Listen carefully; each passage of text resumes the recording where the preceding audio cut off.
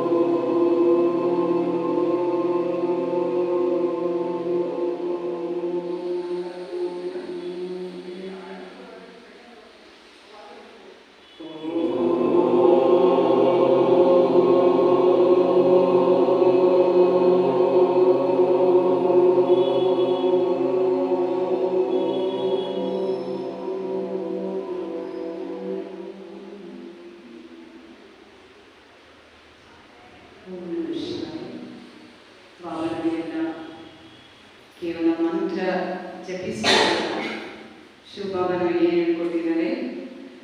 ಹೀಗೆ ಭಕ್ತಾದಿಗಳು, ಸಂತರು, ಅನ್ಯ ಧರ್ಮೀಯರು ಕೂಡ ಈ ಜಪವನ್ನು ಮಾಡೋದನ್ನು ನಾವು ಕಂಡಿದ್ದೇವೆ. ಇತ್ತೀಚೆಗಂತೂ ಮುಸ್ಲಿಂ ಜನಾಂಗದವರು ಕೂಡ ಏನು ಮಾಡ್ತಾರೆ, ಅಕ್ಕಂದರು ಕೂಡ ಒಂದು ವಿಶೇಷ ಒಂದು ಉಂಗುರ ಧರಿಸಿರ್ತಾರೆ ಕೈಗೆ. ಬಸ್ಸಲ್ಲಿರ್ಬೋದು ಅಥವಾ ಇಲ್ಲಿ ಎಲ್ಲೇ ಯಾವುದೇ ಸ್ಥಳಗಳಲ್ಲಿ ಓಡಾಡ್ತಾ ಇದ್ರು ಕೂಡ ಅವರು ಒಮ್ಮೆ ಅವ್ರು ಏನು ಮಾಡ್ತಾರೆ, ಅದರಲ್ಲಿ ಕೌಂಟ್ ತೋರಿಸ್ತಿರ್ತಾರೆ. ಎಷ್ಟು ಬಾರಿ ನಾನು ಅಲ್ಲಾಹನನ್ನ ನೆನಪು ಮಾಡಿದೆ ಅಂತ ಅಲ್ಲಿ ಕೌಂಟ್. ಇನ್ನು 108ರ ಮಾಲೆ ಇಟ್ಕೊಂಡು ಜಪ ಮಾಡುವುದನ್ನು ನಾವು ನೋಡಿದ್ದೇವೆ. ಶಿವಬಾಬ ನಮಗೆ ಹೇಳೋದೇನು, ನಮಗೂ ಅದೇ ಹೇಳಿದ್ದಾರೆ. ಈಗ ಜಪ ಮಾಡುವುದು ನಾವು ನಮಗೆ ತಿಳಿದಂತೆ ನಾವು ದೇವರನ್ನು ಏನು ಮಾಡಿದ್ದೇವೆ, ಜಪ ಮಾಡಿದ್ರೆ ಏನಾದರೂ ದೇವರು ನಮಗೆ ಒಲಿಬೋದೇನೋ, ನಮ್ಮ ಮೇಲೆ ಪ್ರಸನ್ನ ಆಗುವುದೇನೋ, ದೇವರು ನಮ್ಮ ಇಷ್ಟಾರ್ಥಗಳನ್ನು ಈಡೇರಿಸ್ತಾನ ಎನ್ನುವಂಥ ಒಂದು ಆಸೆಯಿಂದ ನಾವೇನು ಮಾಡಿದ್ವಿ, ಓಂ ನಮಃ ಶಿವಾಯ, ಓಂ ನಮಃ ಶಿವಾಯ, ಓಂ ನಮಃ ಶಿವಾಯ ಅಂತ ನಾವು ಜಪ ಮಾಡ್ತಾ ಇದ್ವಿ, ಪೂಜೆ ಮಾಡ್ತಿದ್ವಿ, ಪ್ರಾರ್ಥನೆ, ಆರಾಧನೆ, ಉಪಾಸನೆ ಎಲ್ಲ ಮಾಡ್ತಾ ಇದ್ವಿ. ಎಂದು ಶಿವಬಾಬಾ ಈ ಭೂಮಿಗೆ ಅವತರಿಸಿದ ब्रह्मा बाबा ने बेटा अपने को आत्मा समझ मुझ बाबा को याद करो, यही मन्मनाभव. ಈ ಮನ್ಮನಾಭವ ಎನ್ನುವಂಥ ಮಂತ್ರ ಭಗವದ್ಗೀತೆಯಿಂದ ಬಂದದ್ದು. ಮನ್ಮನಾಭವ ಭಕ್ತೋ ಅಂತ ಗೀತೆಯಲ್ಲಿ 2 ಬಾರಿ ಶ್ಲೋಕಗಳಲ್ಲಿ ದೇವರು ಏನು ಹೇಳಿದ್ದಾನೆ, ಭಗವಂತ ಗೀತಾಜ್ಞಾನದ ಏನು ಹೇಳಿದ್ದಾನೆ, ನನ್ನಲ್ಲೇ ಮನಸ್ಸುಳ್ಳವನಾಗು, ನನ್ನಲ್ಲೇ ಪ್ರೀತಿ ಉಳ್ಳವನಾಗು, ನನ್ನಲ್ಲೇ ಮನಸ್ಸಿಡು. ಆದರೆ ಶಿವಬಾಬನಲ್ಲಿ ನಾವು ಮನಸ್ಸಿಡಬೇಕು ಅಂದರೆ ಮೊದಲು ನಮ್ಮ ಮೇಲೆ ನಮಗೆ ಮನಸ್ಸು ಬರಬೇಕು. ಅದನ್ನೇ ಬಾಬಾ ಅಂತರ್ಮುಖಿಯಾಗಿ ಅಂತ ಹೇಳಿದ್ದಾರೆ. ಅಂದರೆ ನಾವು ನಮ್ಮ ಒಂದು ಮುಖ ಇದೆ, ಇದಲ್ಲ ಈ ಹೊರಗಡೆ ಏನು ಕಾಣ್ತಾ ಇದೆ, ಇದು ಬಾಹ್ಯ ಪರ್ಸನಾಲಿಟಿ, ನಮಗೆ ಸಿಕ್ಕಿರುವ ಶರೀರದ ವೇಷದ ಒಂದು ರೂಪ. ಇದು ನಾವಲ್ಲ, ಒಳಗಡೆ ನಮ್ಮ ಸತ್ಯ ಸ್ವರೂಪ ಇದೆ. ಆ ಸತ್ಯ ಸ್ವರೂಪವನ್ನು ನಾವು ಕನ್ನಡಿಯಲ್ಲಿ ನೋಡ್ಕೊಳ್ತಾ ಇರಬೇಕು. ಯಾವ ಕನ್ನಡಿ? ಜ್ಞಾನದ ಕನ್ನಡಿ. ಜ್ಞಾನ ದರ್ಪಣವನ್ನು ಪಾಪ ನಮಗೆಲ್ಲ ಕೊಟ್ಟಿದ್ದಾರೆ. ಯಾವ ನೋಡ್ಕೊಳ್ಳೋದು, ಯಾವ ಟೈಮ್ ನೋಡ್ಕೊಳ್ಳೋದು ಕನ್ನಡಿಯನ್ನ ನೋಡಿ. ಎಲ್ಲಿ ಆದ್ರೂ ಕನ್ನಡಿ ಹಾಕಿದ್ರೆ ಎಂತಹದೇ ಆಗಿರ್ಬೋದು, ಒಮ್ಮೆ ಕನ್ನಡಿ ಹತ್ರ ಏನಾಗ್ತದೆ, ನಮ್ಮ ಗಮನ ಹರಿಯುತ್ತದೆ. ನಾವು ಒಮ್ಮೆ ಕನ್ನಡಿ ನೋಡಿ ಮುಂದೆ ಸಾಕ್ತೇವೆ. ಯಾಕೆ ಕನ್ನಡಿ ಮೇಲೆ ಎಲ್ಲರಿಗೂ ಅಷ್ಟು ಪ್ರೀತಿ?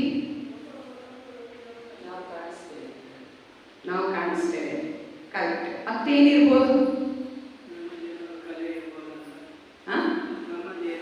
ಏನಾದರೂ ಅಲ್ಲಲ್ಲಿ ಏನಾದರೂ ಮಸಿ ಆಗ್ತಿರ್ಬೋದು, ಏನಾದರೂ ಸರಿ ಇರ್ಲಿಕ್ಕಿಲ್ಲ, ಏನಾದರೂ ಅಂಟ್ಕೊಂಡಿರ್ಬೋದು ಅಂತ ನಾವು ಒಮ್ಮೆ ಕನ್ನಡಿ ನೋಡಿದಾಗ ಸುಮ್ಮನೆ ಇರುವುದಿಲ್ಲ.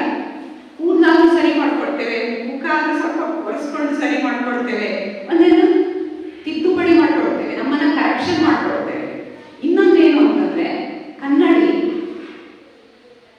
ನಮಗೆ ಏನ್ ಹೇಳ್ತದೆ ಅಂದ್ರೆ, ನೀನು ತುಂಬಾ ಸುಂದರ ಇದೆಯಾ, ನೀನು ತುಂಬಾ ಚೆನ್ನಾಗಿದೆಯಾ, ನಾವು ಹೇಗೆ ಇರ್ಲಿ ಅದೇನ್ ಹೇಳ್ತದೆ, ಇದ್ದ ಹಾಗೆ ಹೇಳಲ್ಲ, ಏನ್ ಚಂದ ಇಲ್ಲಪ್ಪ, ನಿನ್ಗಿಂತ ಮೊದಲು ಒಬ್ರು ಪಾಸ್ ಆದ್ರು ಕನ್ನಡಿ ನೋಡ್ಕೊಂಡು ಮುಂದೋದ್ರು, ಎಂತ ಚಂದ, ಎಂತ ಸೌಂದರ್ಯ, ಎಂತ ಚೆಲುವು ಅವರಲ್ಲಿ, ನಿನ್ನಲ್ಲಿ ಅಂತ ಚೆಲುವು ಇಲ್ಲ ಅಂತ ಎಂದೂ ಕೂಡ ಅದೇನ್ ಮಾಡಲ್ಲ, ನಮ್ಮನ್ನ ಹೀಯಾಳಿಸಲ್ಲ, ನಮ್ಮನ್ನ ಗ್ಲಾನಿ ಮಾಡಲ್ಲ, ನಮ್ಮನ್ನ ನಿಂದಿಸಲ್ಲ, ನಮ್ಮನ್ನ ಅಪ್ರಿಶಿಯೇಟ್ ಮಾಡ್ತಾರೆ. ಎಂಥದೇ ಕೂಡ ಕನ್ನಡಿ ಮುಂದೆ ನಿಂತಾಗ ನನ್ನಷ್ಟು ಚಂದ ಯಾರು ಇಲ್ಲ ಅನಿಸ್ತದೆ ಅಂತಾನೆ ನಾವೇನ್ ಮಾಡ್ತೇವೆ, ಕನ್ನಡಿಯ ಮುಂದೆ ನಿಂತಾಗ ಅನುಭವ ಮಾಡ್ತೇವೆ, ನಾನು ಚಂದ ಇದ್ದೇನಲ್ಲ. ಈಗ ನೋಡ್ರಿ, ಒಂದು ಗ್ರೂಪ್ ಫೋಟೋದಲ್ಲೂ ಕೂಡ, ಒಂದು ಗ್ರೂಪ್ ಫೋಟೋ ನನ್ನ ಕೈಯಲ್ಲಿ ಸಿಕ್ತು, ಫಸ್ಟ್ ನಾನು ನೋಡೋದು ಏನನ್ನ, ನನಗಿಂತ ಚಂದ ಇದ್ದವರು ತುಂಬಾ ಜನ ಇರ್ತಾರೆ ಆ ಫೋಟೋದಲ್ಲಿ, ಅವ್ರು ಯಾರನ್ನು ನೋಡಲ್ಲ, ನಾನು ಇದ್ದೇನೆ ಈ ಗ್ರೂಪ್ ಫೋಟೋದಲ್ಲಿ, ನಾನು ಇದ್ದೇನೆ, ಹುಡುಕ್ತೇವೆ, ಚಂದ ಬಂದಿದ್ದೇನಲ್ಲ, ನಾನು ಚೆನ್ನಾಗಿದ್ದೇನೆ, ಅದನ್ನು ಜೂಮ್ ಮಾಡ್ಕೊಂಡು ನೋಡೋದೇನು, ಯಾವ ಬೇರೆ ಬೇರೆ ಆಂಗಲ್ಗಳಲ್ಲಿ ನೋಡೋದೇನು. ಅಂದ್ರೆ ನಮಗೆ ಯಾವಾಗಲೂ ನಮ್ಮ ಮೇಲೆ ಬಹಳ ಪ್ರೀತಿ, ನಮ್ಮ ಸೌಂದರ್ಯ ನಮ್ಮನ್ನು ತುಂಬಾ ಆಕರ್ಷಿಸ್ತದೆ. ಅದನ್ನೇ ಬಾಬಾ ಶಾರೀರಿಕ ಸೌಂದರ್ಯವನ್ನ ಆಂತರಿಕ ಸೌಂದರ್ಯದ ಕಡೆಗೆ ಹರಿಸಲಿಕ್ಕೆ ನಮ್ಮ ಗಮನವನ್ನ ಸೆಳೆದಿದ್ದಾರೆ. ಅದನ್ನೇ ಅಂತರ್ಮುಖಿ ಅಂತ ಬಾಬಾ ಕರೆದಿದ್ದಾರೆ. ಇನ್ನರ್ ಬ್ಯೂಟಿ, ಬ್ಯೂಟಿ ಪಾರ್ಲರ್ಗಳು ಎಷ್ಟೆಲ್ಲ ಇದ್ದಾವೆ. ಒಂದು ಕಾಲದಲ್ಲಿ ಲೇಡೀಸ್ಗಳಿಗೆ ಮಾತ್ರ ಇತ್ತು ಏನು ಬ್ಯೂಟಿ ಪಾರ್ಲರ್, ಈಗ ಜೆಂಟ್ಸ್ಗಳಿಗೂ ಬಂದ್ಬಿಟ್ಟಿದೆ ಬ್ಯೂಟಿ ಪಾರ್ಲರ್ಗಳು. ಅದೇ ಎಲ್ಲರಿಗೂ ಕಾನ್ಶಿಯಸ್ ಇದೆ ಸೌಂದರ್ಯದ ಬಗ್ಗೆ. ಆದ್ರಿಂದ ಈ ಶಿವಬಾಬ 36ನೇ ಇಸ್ವಿಗೆ ಈ ಬ್ಯೂಟಿ ಪಾರ್ಲರ್ ಅನ್ನು ಓಪನ್ ಮಾಡಿದ್ದು ಎಷ್ಟೋ ಜನರಿಗೆ ಗೊತ್ತೇ ಇಲ್ಲ, ಗೊತ್ತಿದ್ರೆ ಬಿಡ್ತಿರ್ಲಿಲ್ಲ. ಅದು ಮತ್ತೆ ಉಚಿತವಾಗಿ ನಮ್ಮನ್ನ ಮೇಕಪ್ ಮಾಡ್ತಾರೆ, ನಮ್ಮನ್ನ ಬ್ಯೂಟಿಯನ್ನ ವರ್ಧಿಸ್ತಾರೆ ಅಂದ್ರೆ ಯಾರು ತಾನೇ ಬಿಡ್ತಿದ್ರ? ಯಾರು ಬಿಡ್ತಿರ್ಲಿಲ್ಲ. ಊರೇ ಇದು ಹಾಲು ಸಾಕಾಗ್ತಿರ್ಲಿಲ್ಲ, ಅಷ್ಟು ಜನ ಬಂದ್ಬಿಡ್ತಿದ್ರು. ಆದ್ರೆ ನಾವೆಲ್ಲ ಅದಕ್ಕೆ ಹೇಳ್ತಾರೆ, ನಾವು ಎಷ್ಟೇ ಚಂದ ಬ್ಯೂಟಿ ಪಾರ್ಲರ್ಗೆ ಹೋಗಿ ಎಷ್ಟೇ ನಮ್ಮ ಸೌಂದರ್ಯವನ್ನ ಹೆಚ್ಚು ಮಾಡಿಕೊಂಡು ಸುಂದರವಾಗಿ ಕಂಡ್ರೂ ಕೂಡ ನಮ್ಮ ಪೂಜೆ, ಗಾಯನ, ಮಹಿಮೆ, ಜಪ, ತಪ, ಆರತಿ, ಉಪಾಸನೆ, ಜಾತ್ರೆ, ಉತ್ಸವ, ಮೇಳ ನಡೀಲಿಕ್ಕಿಲ್ಲ. ಈ ವಿಶ್ವ ಸುಂದರಿ ಎನ್ನುವಂತ ಅವಾರ್ಡ್ ಪಡೆದಂಥವರಿಗೆ ಏನಾದರೂ ಪೂಜೆ ನಡೀತಲ್ಲ, ವಿಶ್ವ ಸುಂದರಿ ಅವಾರ್ಡ್ ಸಿಕ್ತು ಅವರಿಗೆ, ಯೂನಿವರ್ಸಲ್, ಇಡೀ ಯೂನಿವರ್ಸಿಗೆ ಅವರು ಬ್ಯೂಟಿ ಅಂತ.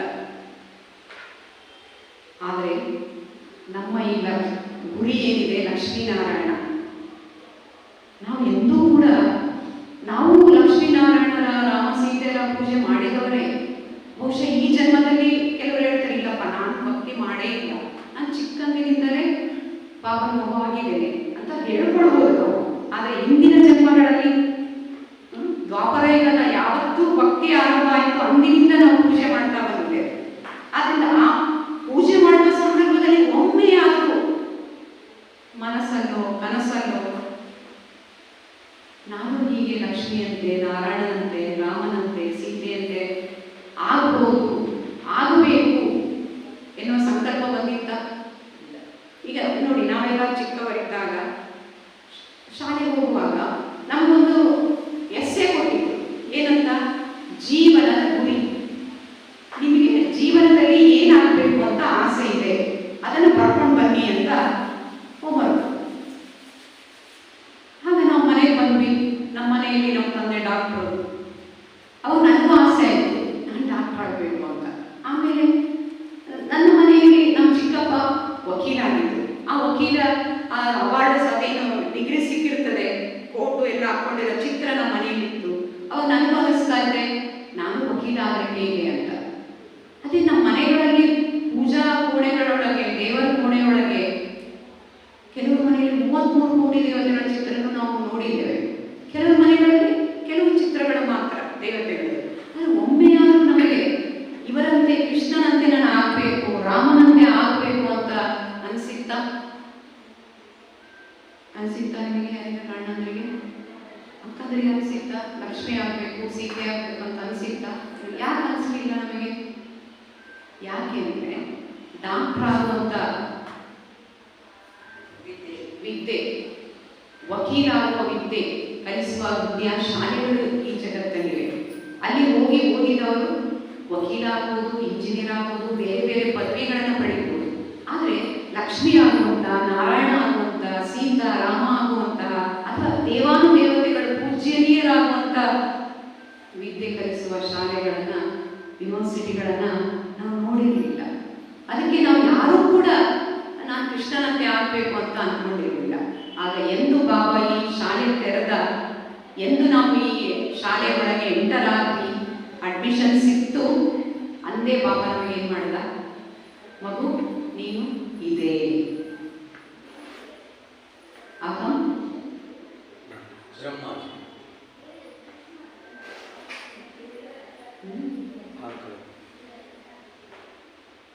ಬ್ರಹ್ಮ ಬಾಬನಿಗೆ ಶಿವ ಬಾಬಾ ಸಾಕ್ಷಾತ್ಕಾರ ಮಾಡಿಸಿದ್ರು. ತಮಗೆಲ್ಲ ಗೊತ್ತಿದೆ, ತಾವೆಲ್ಲ ಓದಿದ್ದೀರಿ ಕೂಡ, ಬೇರೆಯವ್ರಿಗೂ ಹೇಳಿದ್ದೀರಿ. ಮಹಾವಿಷ್ಣು ಸಾಕ್ಷಾತ್ಕಾರವಾಗಿ ಅಹಂ ಚತುರ್ಭುಜಂ ತತತ್ವಂ ಎನ್ನುವಂತ ಆಕಾಶವಾಣಿ ಅಥವಾ ಅವರೇ ಹೇಳ್ತಾ ಇದ್ದಾರೆ, ಆ ವಿಷ್ಣು ಮೂರ್ತಿ ಹೇಳ್ತಾ ಇದೆ, ಅಹಂ ಚತುರ್ಭುಜ ತತತ್ವಂ. ನಾನೇನಿಲ್ಲಿ ನಿಂತಿದ್ದೇನೆ ಚತುರ್ಭುಜ,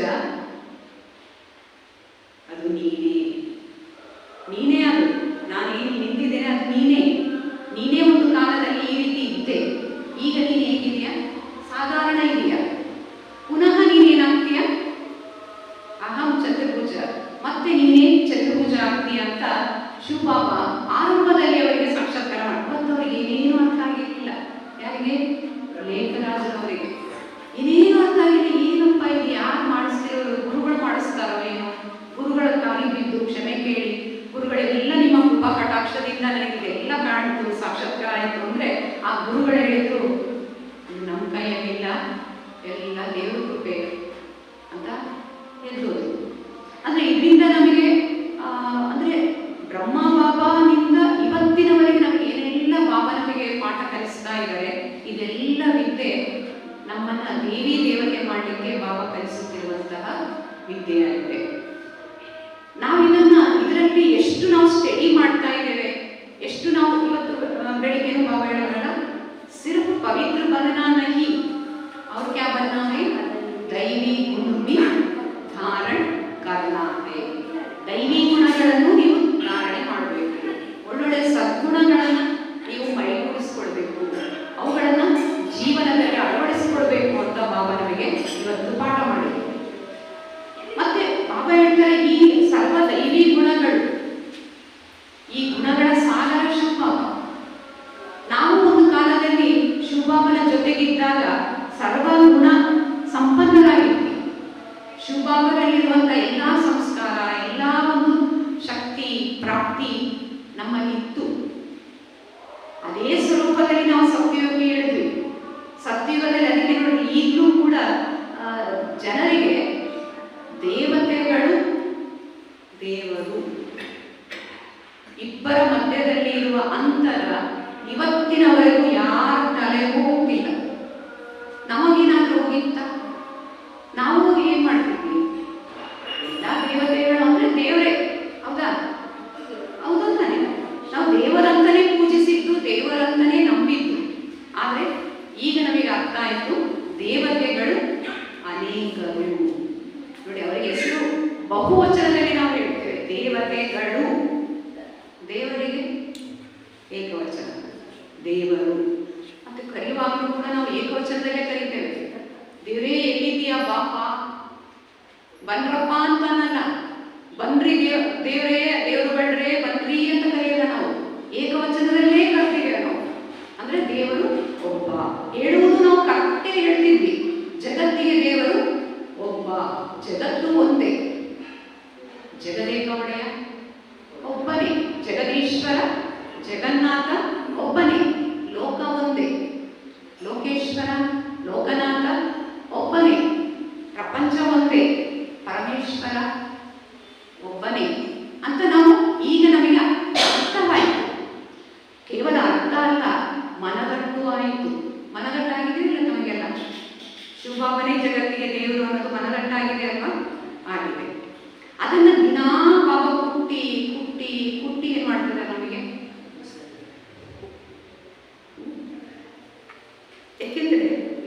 ಮನಸ್ಸು ಚಂಚಲ, ಮಂಗನಂತೆ ಅಲ್ಲ ಅತ್ತ ಇತ್ತ ಅಲ್ಲಿ ಇಲ್ಲಿ ಹಾರಾಡ್ತಾ ಇರ್ತದೆ, ಅಲ್ಲಾಡ್ತಾ ಇರ್ತದೆ. ಅದಕ್ಕೆ ಇಂಥ ಚಂಚಲ ಮನಸ್ಸುಳ್ಳ ನಮಗೆ ಪ್ರತಿದಿನ ಬಾಬಾ ಪಾಠ ಮಾಡಿ ನಮ್ಮನ್ನ ಇಷ್ಟು ಅಚಲ ಅಡೋಲ ಏಕಾಗ್ರ ಚಿತ್ತ ಏಕರಸ ಬುದ್ಧಿ ಉಳ್ಳವರನ್ನಾಗಿ ಮಾಡ್ತಾ ಇದ್ದಾರೆ. ನೋಡಿ, ಯಾರಾದ್ರೂ ಹೀಗೆ ಸುಮ್ಮನೆ ಕುತ್ಕೊಂಡು ಕೇಳ್ರಿ ಅಂದ್ರೆ ಹೊರಗಿನವ್ರು ಕೇಳ್ತಾರ? ಒಂದು ಪ್ರವಚನದಲ್ಲಿ ನೀವು ಅಟೆಂಡ್ ಆಗಿ ನೋಡ್ರಿ, ಯಾರಿಗೆ ಸುಮ್ಮನೆ ಕುಂತು ಕೇಳೋದೇ ಇಲ್ಲ. ನೋಡಿದ್ದೀರಾ? ಅಲ್ಲಿ ಪ್ರವಚನ ನಡೀತಿರ್ತದೆ, ಇಲ್ಲಿ ಏನ್ ಮಾಡ್ತಿರ್ತಾರೆ? ಸೀರೆ ಬಹಳ ಚೆನ್ನಾಗಿದೆ, ನೋಡ್ರಿ, ಎಷ್ಟು ರೇಟ್ ಕೊಟ್ರಿ ಇದಕ್ಕೆ? ಇವರು ಅಕ್ಕಂದು ಅಣ್ಣಂದು ಬೇರೆ ವ್ಯವಹಾರ, ಅವರು ವ್ಯವಹಾರದ ಬಗ್ಗೆ ಮಾತಾಡ್ತಿದ್ರು. ನಿಮ್ದು ಬಿಸ್ನೆಸ್ ಹೇಗೆ ನಡೀತಾ ಇದೆ ಈಗ? ನೀವು ಅದನ್ನೇ ಮಾಡ್ತಿರೋದು ಬೇರೆ ಏನಾದ್ರು? ಏನ್ ಮಾರಾಯ, ಏನು ಲಾಭನೇ ಇಲ್ಲ, ಅವ್ರು ಏನ್ ಮಾಡೋದು ಅಂತ ಇವರು. ಅಲ್ಲಿ ಪ್ರವಚನ ಮಾಡೋ ಗುರುಗಳು ಮಾತ್ರ ಬಹಳ ಪ್ರೀತಿಯಿಂದ ನನ್ನ ಶೋತೃಗಳೆಲ್ಲ ಬಹಳ ಚೆನ್ನಾಗಿ ಕೇಳ್ತಾ ಇದ್ದಾರೆ ಎನ್ನುವ ನಿಟ್ಟಿನಲ್ಲೇ ಪಾಠ ಮಾಡ್ತಿರ್ತಾರೆ. ಆದ್ರೆ ಇಲ್ಲಿ ನಾವು ಇಷ್ಟು ಯೋಗ ಕೂತ್ಕೊಂಡಾಗಲೂ ಅಲ್ಗಾಡಲ್ಲ, ಮಿಸ್ಗಾಡಲ್ಲ, ಕಣ್ಣು ತೆರೆದಿರ್ತೇವೆ ಮತ್ತೆ. ಆದ್ರೂ ಕಣ್ಣು ಹೆಚ್ಚು ಪಿಳಿಕಿಸದೆ ಏನ್ ಮಾಡ್ತೇವೆ? ಏಕಾಗ್ರತೆಯಿಂದ ನಾವು ಕೂತ್ಕೊಳ್ತೇವೆ. ಇದೆಲ್ಲ ಯಾರು ನಮಗೆ ಕಲಿಸಿದ್ರು? ಆ ಯೋಗೇಶ್ವರ ಶಿವ ಬಾಬಾ. ಅವನಿಗೆ ಎಷ್ಟು ಧನ್ಯವಾದ ಹೇಳ್ಬೇಕಲ್ವ? ಹೇಳ್ಬೇಕು ಬೇಡ? ಹೇಳಬೇಕು, ಚೆನ್ನಾಗಿ ಹೇಳಬೇಕು. ಬೆಳಿಗ್ಗೆ ಎದ್ದು ಕೂಡಲೇ Baba thanks to you very much ಅಂತ ಹೇಳ್ಬೇಕು. ರಾತ್ರಿ ಮಲಗುವಾಗಲೂ Baba very very thanks to you Baba. ಇಡೀ ದಿನ ಆಗಾಗ ನಾವು ಬಾಬಾನಿಗೆ ಧನ್ಯವಾದಗಳನ್ನ ಅರ್ಪಿಸ್ತಾ ಇರಬೇಕು. ಒಮ್ಮೆ ಒಂದು ಪಕ್ಷಿ ಇದು ಒಣ ಒಂದು ಮರದ ಕೆಳಗೆ ಎಲ್ಲ ರೆಕ್ಕೆ ಪುಕ್ಕ ಎಲ್ಲ ಉದುರಿ ಬಿಟ್ಬಿಟ್ಟವು. ಬರೀ ಎಲುಬುಗಳು ಕಾಣ್ತಾ ಇವೆ. ಆ ಮೂಳೆಗಳ ಮೇಲೆ ಒಂದು ತೆಳ್ಳನೆ ಚರ್ಮ ಅಷ್ಟೇ ಉಳಿದಿರೋದು. ದೇಹದಲ್ಲಿ ಮತ್ತೇನು ಮಾಂಸಖಂಡಗಳೇ ಇಲ್ಲ. ಅಷ್ಟು ದೀನವಾಗಿ ಅದು ಬಹಳ ಯಾತನೆ ಅನುಭವಿಸ್ತಾ ಇತ್ತು. ಅದ್ರ ಸುತ್ತ ನೋಡಿದ್ರೆ ಯಾವ ಗಿಡ ಮರಗಳಲ್ಲೂ ಎಲೆಗಳಿಲ್ಲ, ಒಣಗಿ ನಿಂತ್ಬಿಟ್ಟಿದ್ದಾವೆ. ಸ್ವಲ್ಪ ಸಮೀಪದಲ್ಲಿ ಒಂದು ಬಹುಶಃ ನೀರು ಹರಿತಾ ಇತ್ತೇನೋ ಎನ್ನುವ ಲಕ್ಷಣಗಳೆಲ್ಲ ಕಾಣ್ತಾ ಇದೆ. ಒಂದು ಹನಿ ಕೂಡ ನೀರಿಲ್ಲ. ಆಕಾಶದಲ್ಲಿ ಒಬ್ಬ ದೇವದೂತ ಹೋಗ್ತಾ ಇರೋದು ಈ ಪಕ್ಷಿ ನೋಡ್ತದೆ. ಎಲ್ಲೂ ಹೋಗ್ತಾ ಇದ್ದೇನೆ, ನಾನು ದೇವರ ಹತ್ರ ಹೋಗ್ತಾ ಇದ್ದೇನೆ. ಹೌದಾ? ಹಾಗಾದ್ರೆ ನನ್ನ ಈ ಒಂದು ದೀನ ಅವಸ್ಥೆ, ಇಷ್ಟು ಕಷ್ಟ ಸಂಕಷ್ಟ ದೂರ ಯಾವಾಗಾಗ್ತದೆ? ದೇವರ ಹತ್ರ ಕೇಳ್ಕೊಂಡ್ಬರ್ತೀರಾ? ಹಾ, ಕೇಳ್ಕೊಂಡ್ಬರ್ತೇನೆ ಅಂತ ದೇವದೂತ ದೇವರ ಹತ್ರ ವಿಷಯ ಇಟ್ಟ, ಹೇಳ್ದ ದೇವರ ಹತ್ರ. ಆಗ ದೇವರು ಉತ್ತರ ಕೊಟ್ಟ, ಅದು ಇನ್ನೂ 7 ಜನ್ಮದವರೆಗೂ ಹೀಗೆ ಸಂಕಟ ನೋವು ವೇದನೆ ಅನುಭವಿಸ್ಬೇಕಾಗ್ತದೆ. ಅಯ್ಯೋ ದೇವರೇ, ನಾನು ಈ ಮೆಸೇಜ್ ಹೇಗೆ ಕೊಟ್ಟು? ಮೊದಲೇ ಅದು ಬಹಳಷ್ಟು ನೊಂದು ಬೆಂದು ಆ ಕಾಡಿನ ಆ ಬಿಸಿಲಿಗೆ ಸಂಕಟದಿಂದ ಇದೆ. ಈಗ ಈ ಮೆಸೇಜ್ ನಾನು ಹೇಗೆ ಕೊಟ್ಟು? ಹಾಗಾದ್ರೆ ಒಂದು ವಿಷಯ ಹೇಳು ಆ ಪಕ್ಷಿಗೆ, ಪ್ರತಿಯೊಂದಕ್ಕೂ ಧನ್ಯವಾದ ದೇವರಿಗೆ ಹೇಳು. ಇದು ಬೇಕಾದ್ರೆ ನಾನು ಮೆಸೇಜ್ ಕೊಡಬಲ್ಲೆ ಅಂತ ದೇವದೂತ ಖುಷಿಯಲ್ಲಿ ಬಂದು ಮೆಸೇಜ್ ಕೊಡ್ತಾನೆ. ನೋಡಪ್ಪ, ದೇವರಿಗೆ ಪ್ರತಿಯೊಂದಕ್ಕೂ ನೀನು ಧನ್ಯವಾದ ಹೇಳ್ಬೇಕಂತೆ ದೇವರಿಗೆ. ನಾನು ಬಂದೆ, ನಾನು ಬೇರೆ ಕಡೆ ಹೋಗ್ತಿದೆ ಅಂತ ದೇವದೂತ ಹೋದ. ಇದು ನಡೆದ 1 ವಾರದ ನಂತರ ಪುನಃ ಅದೇ ದೇವದೂತ ಬರುವಾಗ ಕಂಡ ದೃಶ್ಯ ಅವನಿಗೆ ಆಶ್ಚರ್ಯ. ಯಾಕೆ ಅಂದ್ರೆ ಆ ಒಣಗಿದ ಮರಗಳಲ್ಲೆಲ್ಲ ಚಿಗುರು ಬರ್ತಾ ಇದೆ. ಮತ್ತೆ ಇಲ್ಲಿ ನೀರು ಹರಿಯುವ ಜಾಗ, ಅಲ್ಲಿ ಕೂಡ ನೀರು ಹರಿದು ಹೋಗ್ತಾ ಇದೆ. ಈ ಪಕ್ಷಿ ನೀರಿನೊಳಗೆ ಮುಳುಗೋದು, ನೀರು ಕುಡಿಯೋದು, ಥ್ಯಾಂಕ್ಸ್ ಟು ಗಾಡ್ ಅನ್ನೋದು, ಕುಡಿದಾಡೋದು. ಹಾಗೆ ಆ ರೆಕ್ಕೆ ಪುಕ್ಕಗಳೆಲ್ಲ ಬಲಿತಾ ಇದ್ದಾರೆ, ಖುಷಿಯಲ್ಲಿ ಕುಡಿತಾ ಇದ್ದಾರೆ. ಆಶ್ಚರ್ಯ, ಆ ದೇವದೂತನಿಗೆ ಇದೇ ಇದು. ದೇವರು ನೋಡಿದ್ರೆ 7 ಜನ್ಮದವರೆಗೂ ಅದಕ್ಕೆ ಇದೇ ಅವಸ್ಥೆ ಅಂತ ಹೇಳಿದ್ರು. ಇದೇನೇ ಬರೀ 7 ದಿನದಲ್ಲಿ ಇಷ್ಟು ಪರಿವರ್ತನೆ? ದೇವರ ಹತ್ರ ಹೋಗ್ತಾನೆ. ಅಲ್ಲ ದೇವರೇ, ನೀವು ಹೇಳಿದ್ದು ಸುಳ್ಳಾಗ್ಬಿಡುತ್ತಲ್ಲ. ನೀವು 7 ಜನ್ಮ ಅಂತ ಹೇಳಿದ್ರಲ್ಲ, 7 ದಿನದಲ್ಲಿ ಆ ಪಕ್ಷಿ ಎಷ್ಟು ಗೆಲುವಿನಲ್ಲಿದೆ.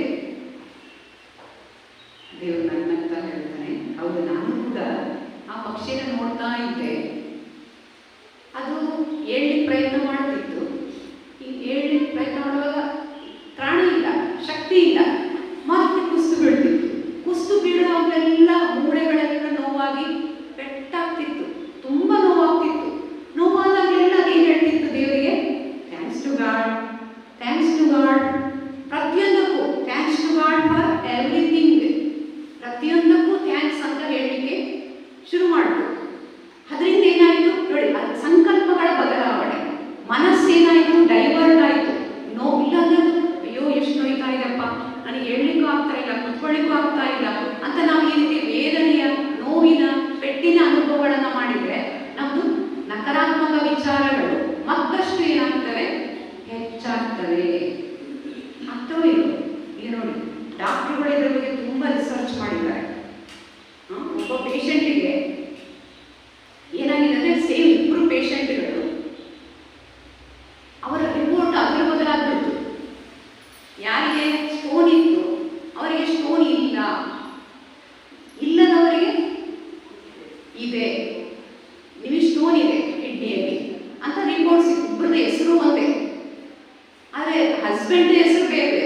ಆದರೆ ನರ್ಸ್ಗಳು ಗಡಿಬಿಡಿಯಲ್ಲಿ ಡಾಕ್ಟರ್ಗಳು ಅರ್ಜೆಂಟ್ ಬರ್ತಾರಲ್ಲ, ನಾವು ನೋಡಿರ್ಬೋದು ಇವೆಲ್ಲ ಡಾಕ್ಟರ್ಗಳು ಅರ್ಜೆಂಟಾಗಿ ಬರ್ತಿರ್ತಾರೆ. ಅದು ಕೊಡ್ರಿ, ಇದು ಕೊಡ್ರಿ, ಆ ಪೇಷಂಟ್ ಇದು ಕೊಡ್ರಿ ಅಂತ ಫೈಲ್ ಕೊಡ್ರಿ ಅಂತ. ಅವಾಗ ನೋಡಿದಾಗ ಶಕುಂತಲ ಇವರು ಗಂಡನ ಹೆಸರು ಬೇರೆ, ಶಕುಂತಲ. ಏನಮ್ಮ ನಿನಗೆ ಕಿಡ್ನಿಯಲ್ಲಿ ಕಲ್ಲುಗಳಿದ್ದ ಕಾಣ್ತಾರಲ್ಲ, ನಿನಗೇನಾದ್ರೂ ಹೊಟ್ಟೆ ನೋವು ಇದೆಯಾ?